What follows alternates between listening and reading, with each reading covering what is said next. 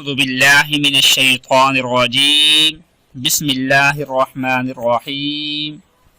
میری طرف سے تمام بہن بھائیوں کو السلام علیکم ورحمۃ اللہ وبرکاتہ۔ امید کرتے ہیں کہ تمام بہن بھائی خیر و عافیت سے ہوں گے۔ تو اس ویڈیو کے اندر آپ کے لیے ایک بہترین وظیفہ بتا رہے ہیں آپ کو کہ اگر آپ کا کوئی دشمن ہے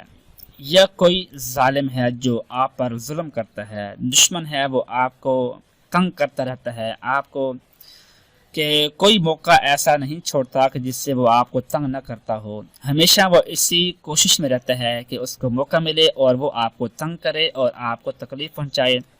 یا آپ کو جانی یا مالی نقصان پہنچائے، اور آپ بہت پریشان ہیں، ہر ممکن کوشش بھی کی ہے، اس سے صلح کرنے کی بھی کوشش کی ہے آپ نے کہ وہ آپ کو نقصان نہ پہنچائے، اور آپ نے جو وہاں کے سردار ہیں، بڑے ہیں یا گھر والے ہیں یا اس کے دوست احباب ہیں، ان کو بھی آپ نے بتایا ہے، لیکن وہ پھر بھی باز نہیں آ رہا، حالانکہ آپ نے اس کا کچھ بھی نہیں بگاڑا، آپ نے اس کا کوئی بھی نقصان نہیں کیا، پھر بھی وہ آپ کو تکلیف دے رہا ہے، آپ کو نقصان پہنچانے کی کوشش کر رہا ہے۔ تو الغرض ہر قسم کے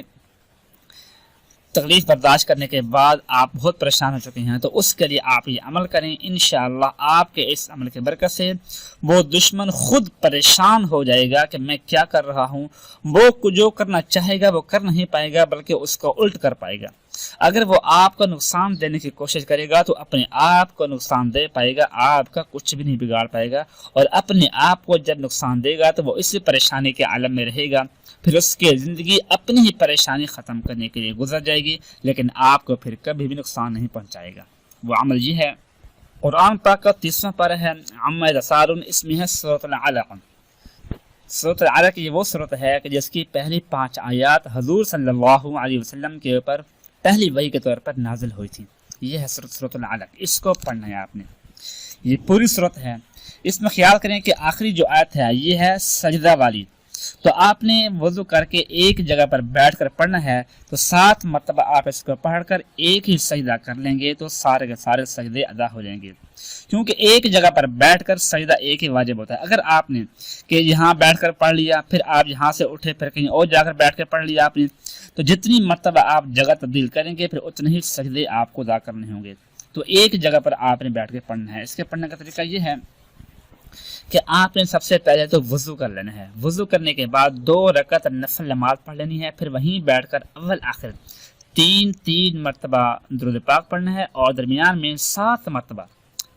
مرتبہ اس سورت کو پڑھ کر آپ نے اپنی حفاظت کے لیے دعا کرنی ہے اور اپنے دشمن کی ہدایت کے لیے دعا کرنی ہے کہ یا اللہ اس کو ہدایت دے۔ بس ایک ہی مرتبہ آپ نے عمل کرنا ہے، دوبارہ آپ کو عمل کرنے کی ضرورت نہیں پڑے گی۔